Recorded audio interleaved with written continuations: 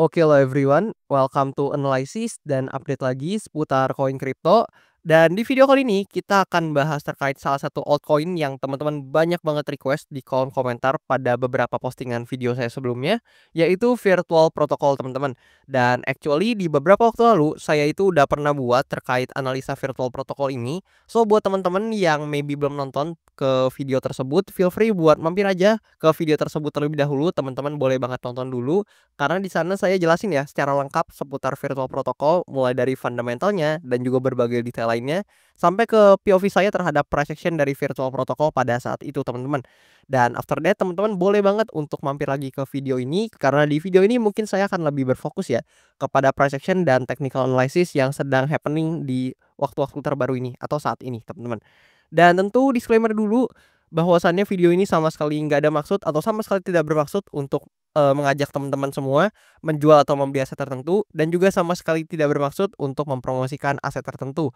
So, harapannya teman-teman always do your own research karena this is not a financial advice, teman-teman. Nah, di sini buat kalian juga yang belum tahu, actually saya lumayan baru create Instagram account. So buat teman-teman yang mau follow, boleh banget follow di username tertera. Dan buat kalian yang mau tanya-tanya seputar kripto dan investasi, yang mau request terkait konten-konten tertentu, boleh juga dengan komen aja di kolom komentar pada postingan Instagram account saya, teman-teman. Dan oke, di sini kita akan move dulu ke coinmarketcap.com, di mana di sini secara kapitalisasi pasarnya atau buy market cap-nya Virtual Protocol atau dengan tikernya itu virtual ini udah menempati urutan ke-63 berdasarkan market cap-nya. Dan buat teman-teman yang biasanya nanya ini bisa dibeli atau diperdagangkan di mana, kalian bisa lihat berbagai exchange dan juga berbagai pair perdagangan yang memperdagangkan dari virtual protocol ini. Dan tentu harus kalian ingat di sini saya menunjukkannya dengan tujuan untuk memberikan teman-teman informasi dan juga untuk tujuan edukasi semata. Dan sama sekali nggak ada tujuan untuk mengajak teman-teman semua menjual atau membeli aset tertentu atau bahkan memperdagangkan pair tertentu, sama sekali nggak ada teman-teman. Dan di sini kalau kita moves lagi ke price action ya, di sini kalian bisa lihat ya, actually terakhir kita bahas ini ada di kisaran area demand area di sini teman-teman, which is saya nggak akan bahas sebelum-sebelumnya lagi. Waktu itu saya jelasin sampai detail banget sampai ketika dia masih di sini teman-teman. Namun di sini saya akan lebih berfokus kepada yang sekarang aja, di mana di sini ya sebenarnya dia cukup tertahan nih di demand area di sini. Namun yang sangat disayangkan di sini tuh ada wick yang sangat panjang teman-teman, which is kalau kita ukur ya wick-nya aja nih, misalkan kita ukur ekornya ke bawah, ini belasan persen teman-teman. So, ini harusnya banyak ya, beberapa mungkin trader atau mungkin para orang-orang yang trading kripto dan over leverage nih harusnya banyak yang terlikuidasi. Karena kalau teman-teman biasanya notice nih, orang-orang itu biasa kan, misalkan let's say mereka mengambil quote on quote long position misal, biasanya mereka akan menempatkan stop loss-nya di bawah demand area, let's say kayak gini teman-teman ya. Dan juga misalkan teman-teman targetnya ke atas mana lah gitu teman-teman, ke di atas ini atau mungkin di mana. Ini ke week dulu teman-teman. Jadi ini ya, namanya adalah liquidity sweep, di mana di sini dia membentuk ekor yang sangat panjang and then harusnya nih banyak stop loss orang-orang yang ke-hit, sehingga kalian bisa lihat nih ketika stop loss-nya ke-hit, di sini dia langsung shape lagi ke atas and then justru langsung terbang teman-teman. So, di sini timbul ya suatu liquidity sweep yang dapat kita amati dan kalian bisa lihat nih, ini adalah salah satu ciri khas ketika terjadi liquidity sweep, teman-teman. Jadi, di sini ketika terjadi liquidity sweep, kalian bisa lihat abis itu dia langsung lumayan ya mengalami kenaikan yang cukup signifikan. So, kita lihat dari titik bawahnya kalau kita hitung dari ekornya ke atas, ini udah 80% lebih untuk mengalami kenaikannya, teman-teman.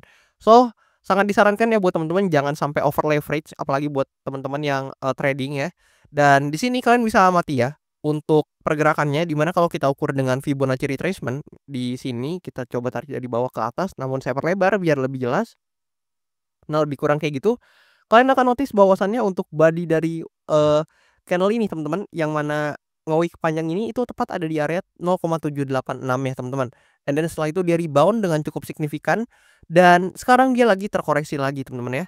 So dari outlook ini saya melihat beberapa potensi kemungkinan yang mungkin terjadi, di mana yang pertama teman-teman, ini memang ada potensi dia untuk rebound lagi di demand area ini. Namun di sini ya ada potensi atau ada probability yang harus teman-teman lihat seperti ini teman-teman. Jadi di sini akan saya berikan probability yang maybe sedikit bearish terlebih dahulu, baru after that saya akan coba untuk sisakan ruang atau memberikan ruang pada probability bullish ya, karena kita nggak tahu mana yang exactly tepatnya akan terjadi. So di sini kita akan membuka ruang untuk berbagai kemungkinan ya. Dimana yang pertama, di sini kalau kalian notice teman-teman, Actually ya, kalau kita tarik Fibonacci dari bawah sini teman-teman, dari atas sini lah ya maksudnya, ke bawah sini, which is, kayak gini. Nah kalian tuh bisa notice atau bisa mengamati bahwasannya ekornya di sini itu tepat di kisaran teman-teman, di kisaran area 0,618-nya, di sini saya coba pasin sedikit. Nah kalian akan notice ini ada di deket-deket area 0,618-nya, which is golden ratio dari Fibonacci. Dan tentu ya kita tidak mengharapkan justru terjadi yang seperti ini teman-teman, justru dia terjadi yang seperti ini. Nah karena jika dia terjadi seperti ini, justru ada potensi untuk dia breakdown di sini, and then dia baru testing lagi teman-teman kayak gini. Dan ada potensi justru dia membentuk strukturnya yang bearish teman-teman ya. Dan sebaliknya, ada potensi juga jika memang dari demand area ini ada reaction, ada bisa juga bahwasannya virtual akan bisa kembali rebound kembali dan bahkan testing di supply area ini teman-teman ya. Itu juga ada potensi. Nah, konfirmasinya apa? Konfirmasinya actually lumayan gampang teman-teman. Jadi untuk konfirmasi pertama kalian bisa amati untuk demand area di bawah sini, yang mana if ini di breakdown teman-teman, yang mana, solid body mungkin dia breakdown dengan cukup signifikan kayak gini, maka itu akan menjadi konfirmasi bahwasannya, tentu secara tren jangka pendek hingga menengah ini virtual akan sedikit mengalami pelemahan harga, dan yang patut sekali kalian perhatikan adalah demand area di sini teman-teman. Karena ini demand area yang mewakili pergerakan bullish-nya, dalam bigger picture-nya, yang mana di video sebelumnya juga saya kasih tahu ke teman-teman semuanya, bahwasannya posisi higher low kita terakhir di sini.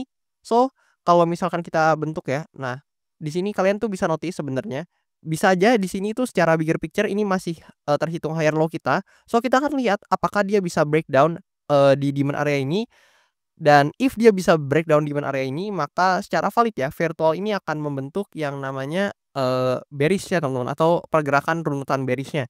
Dan hopefully memang, di sini dia nggak breakdown juga dari demand area ini, karena, jika dia breakdown dari demand area ini, maka potensi pembentukannya justru jadi seperti ini teman-teman. Nah bisa jadi seperti ini kurang lebih ya. So hopefully dia nggak breakdown. So konfirmasi pertama yang teman-teman bisa perhatikan adalah demand area di sini. Karena di sini juga memang udah ada reaction yang signifikan.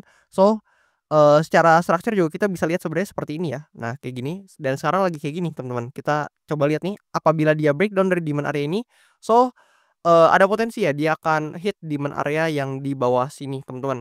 Dan if dia tertahan di demand area ini, justru ada potensi ya untuk dia bisa perlahan untuk climbing up kembali, dan at least secara target jika memang dia bisa bertahan nih, paling nggak mempertahankan demand area di sini dan memang ada reaction yang positif kayak gini teman-teman, itu ada potensi dia bisa hit lagi di supply areanya yang di sini, dan if dia berhasil breakdown dari supply area di sini, maka blue sky ahead untuk target dari virtual seperti yang kemarin juga pernah saya ungkapkan, jika memang dia berhasil breakout dari, resistance yang di sini, maka kalian bisa notice ya, untuk sekarang pergerakannya untuk area 1,618-nya bisa menjadi first target untuk virtual.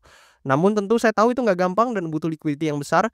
So secara konfirmasi kalian paling nggak bisa perhatikan dulu deh untuk demand area di sini sebagai demand area yang sangat krusial untuk, mempertahankan pergerakan dari virtual protokol ini teman-teman.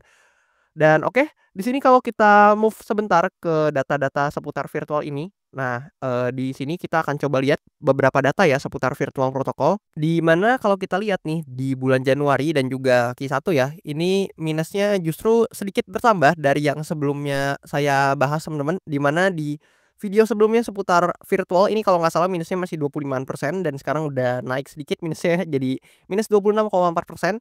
So, kita akan lihat nih di, Januari ini, bahkan ini udah pertengahan Januari, kita akan lihat nih di bulan Januari ini apakah virtual akan closing dengan keadaan merah yang akan menjadikan ya untuk, Q1 ini di awal Q1 ini justru memang tercatat return yang negatif pada virtual protokol, atau mungkin nantinya akan ada rebound dari price action dari virtual ini, yang mana kalian tahu virtual ini adalah salah satu tempat ya, di-produce-nya AI agent. Kita akan lihat apakah justru return-nya akan berubah menjadi positif. So feel free, teman-teman gimana pendapat kalian? Boleh banget komen di kolom komentar di bawah seputar, tesis dan pendapat-pendapat kalian seputar virtual ini.